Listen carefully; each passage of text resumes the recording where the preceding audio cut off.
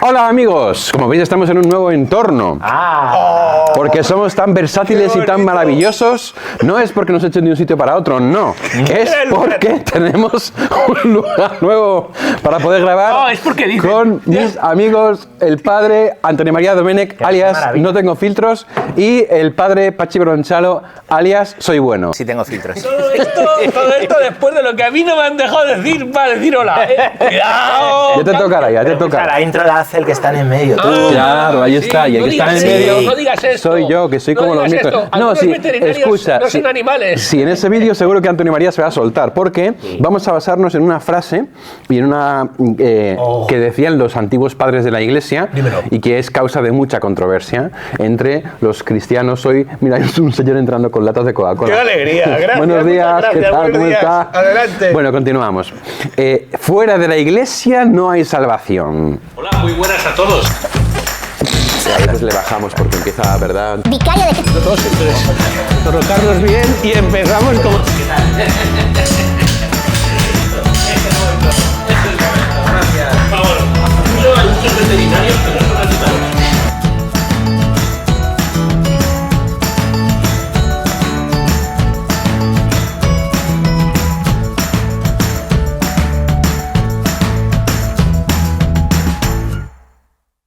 Toma, eso, Perfecto. frase acuñada por San Cipriano de Cartago, por eso se ha ido el hombre de la Coca-Cola. dicho, me voy. Fuera de la Iglesia Pero no ha hay dejado las Coca-Cola, loco. Y esta es una frase que ha traído muchos problemas porque, claro, los que dicen, no, es que eso quiere decir que entonces solo los bautizados se salvan. Y otros que dicen, no, pero es que puede haber gente no bautizada que se salva. Pero entonces, ¿cómo puede ser que fuera de la iglesia no hay salvación? Pero entonces, ¿qué significa esto? Que los que han sido buenos, pero que han sido antes de Cristo, no se han salvado porque no... Y se ha creado aquí un revuelo. Entonces vamos a hablar de esto, de fuera de la iglesia no hay salvación y si los que no creen en Dios se pueden salvar. Perfecto, pues no, yo creo que no.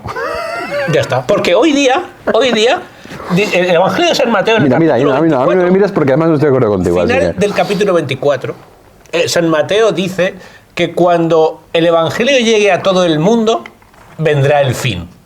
Y hoy día, todo el mundo puede ver la verdad del Evangelio a través de un solo clic. O sea, hay países de África que no tienen agua, pero tienen móvil y tienen wifi. Entonces, el que quiere llegar a la verdad puede hacerlo. Hoy no existe la tribu que no conoció al hombre blanco y lleva una gorra del Real Madrid, ¿vale? Pues esa tribu también puede conocer a Jesucristo.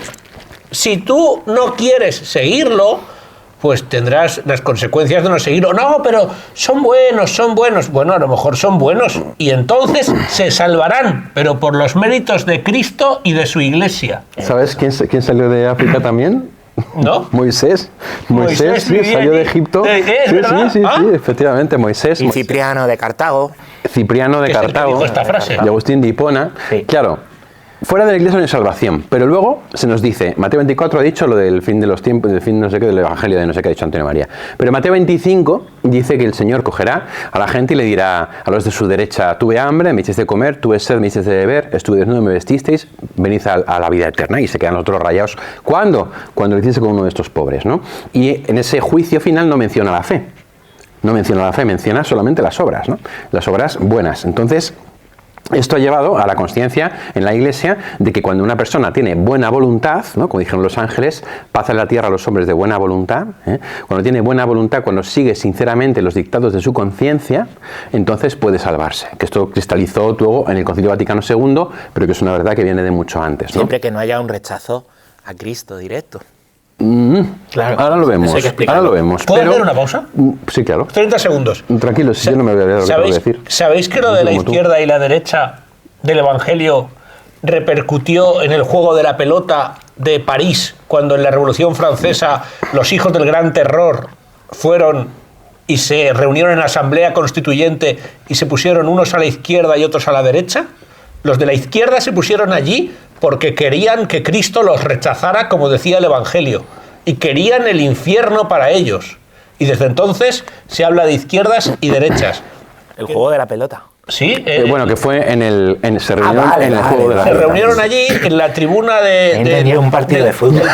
Lo que estáis diciendo. Que se reunieron allí, que se reunieron allí. allí. El campo de frontón, Sí, eso donde sabíamos. fue Eso es, La que fue forma- cuando todo eso de la toma de la pastilla y Ahí, todo ahí, eso, ahí, sí, ahí, sí. ahí, justo. Bueno, pues ahí, vale, eso es verdad, izquierda-derecha viene de ahí. En todo caso, lo que yo quería decir con esto es que la Iglesia ha dicho que si una persona es fiel a su conciencia y sinceramente busca el bien, o sea, está siguiendo la voz de Dios. ¿Por qué? Porque la voz de Dios está inscrita en la conciencia, en la tabla de carne del corazón, en el centro del corazón está la voz de Dios. Entonces, una persona que no cree en Él, si cumple lo que le dice su conciencia, está siguiendo la voz de Dios, aunque no lo sepa, y por eso se hace merecedor de la salvación. Entonces, una persona que no cree en Dios se puede salvar, pero eso no quiere decir que no se salve por dos cosas, que lo ha dicho ya una Pachi y la digo ahora. Una, por los méritos de Cristo, o sea, si alguien se salva es porque Cristo nos ha redimido, y si alguien se salva, aunque no le conozca, es en Cristo y por Cristo, y en la Iglesia, fijaos. ¿Por qué en la Iglesia?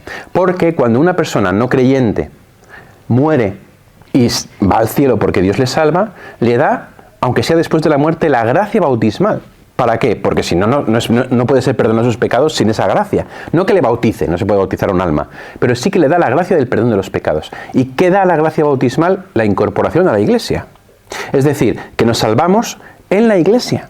Y nos salvamos por la Iglesia. Incluso la gente que no conoce a Dios, incluso la gente que no es parte visible de la Iglesia porque está fuera de la Iglesia, cuando se salvan tras la muerte, se incorporan a la Iglesia. Y por eso, fuera de la Iglesia no hay salvación, no hay dos cielos, no hay un cielo para los creyentes y un cielo para los no creyentes, sino que nos salvamos todos formando parte del mismo cuerpo que es la Iglesia, que es el cuerpo de Cristo. E incluso los no creyentes, o los que antes de Cristo no conocieron a Cristo, ¿no? Hace 5.000 años, pero seguían en su conciencia el bien, el anhelo del bien, el deseo del bien, la voluntad del bien, ellos se han salvado por Cristo y en la Iglesia. Y ese es un misterio que la Iglesia ha explicado muy bien. ¿Y se puede comprar la salvación? Nepotismo, eso es falso. Cómprate unos zapatos. ¿Pero cómo? Porque- ¿Por qué preguntas esa chorrada que se puede comprar la salvación? No, porque hay gente que se cree que la Iglesia es el conjunto de las indulgencias y de los privilegios y no se da cuenta de que la Iglesia es la fundada por Jesucristo al pie de la cruz para que con los sacramentos la gente pueda alcanzar la gracia del Espíritu Santo. Que no estamos hablando del templo de tu pueblo o de tu ciudad, ni estamos hablando de la estructura burocrática para conseguir una partida de bautismo. Estamos hablando de la institución fundada por Cristo a través de los apóstoles que lleva el Evangelio a todas las gentes. Claro, no se puede comprar la salvación, evidentemente. Es decir, dice Santiago, tú dices que tienes fe y yo tengo obras. Muéstrame tu fe sin obras. Yo por mis obras te mostraré mi fe. O sea, no vale con tener fe, con ser un miembro visible de la Iglesia de Cristo, como dice él, comprar una indulgencia, ¿no? O ir a misa y darte golpes de pecho o llevar unos alzacuellos, si tú en el fondo no crees en Cristo y si tú en el fondo no actúas consecuentemente con tu fe. Y ahí es donde entra la conciencia, el corazón, ¿eh? Tú puedes a otros engañarles, lo que sería el fariseísmo, pero Dios ve verdaderamente el corazón, ¿eh? Y ve la raíz de esas obras. Y ve si hay fe verdaderamente. Y sobre eso, pues es el juicio particular que tendremos cada uno de nosotros en el momento de la muerte. Pero la fe es un don de Dios. Nosotros no podemos ni comprar la fe ni esforzarnos para tenerla. Solo podemos protegerla cuando Dios nos la ha dado. Claro. Entonces, si tú no crees, sí que puedes pedirle a Dios que te dé la fe. Porque es una virtud teologal que viene de Él, igual que la esperanza y la caridad. Qué bonito. Yo te invito a pedir la fe. En eso yo diría más lejos. Cuando tú estás buscando la fe, en el fondo ya algo has encontrado.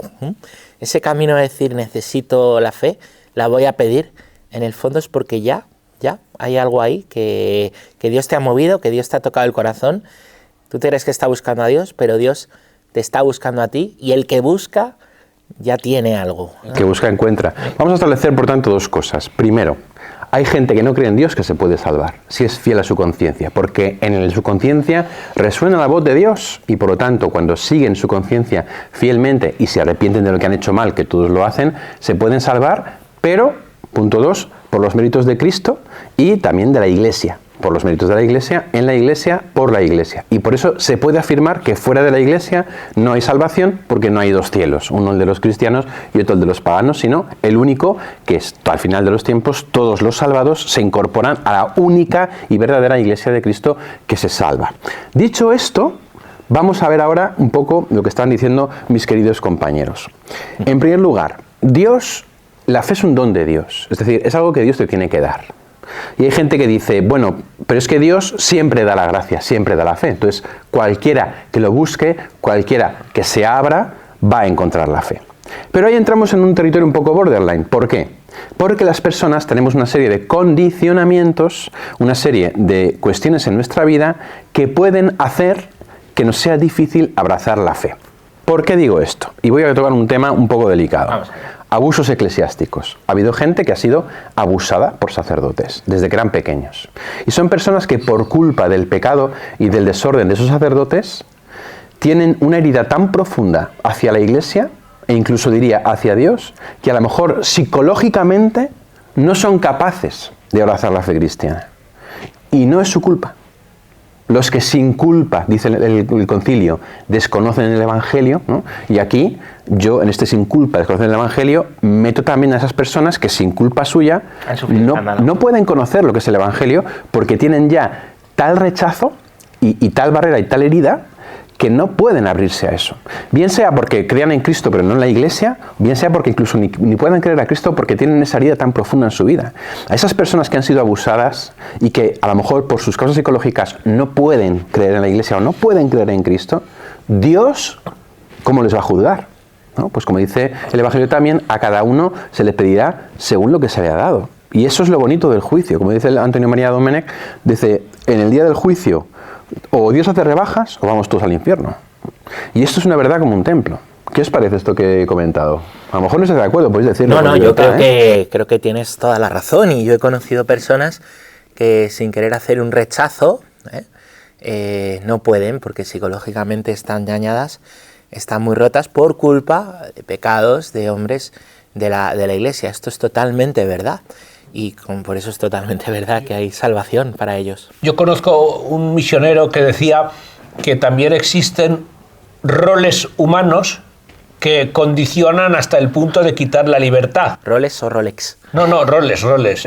Grupos de personas, conjuntos, que o bien familiarmente, o bien según la zona, o bien según sus costumbres y su pasado, no tienen ese acceso libre a la fe, o lo tienen muy, muy condicionado. No hace falta irse a los entornos islámicos que lo persiguen a muerte, sino incluso dentro de nuestra España hay situaciones o familias que no permiten a la gente asistir a la iglesia. En pleno siglo XXI de la libertad... No dejan ir a misa, no dejan... Exacto, o sea, tú no puedes ir a la iglesia porque yo no te dejo. Y como soy el dueño del mundo, pues por lo menos de mi mundo...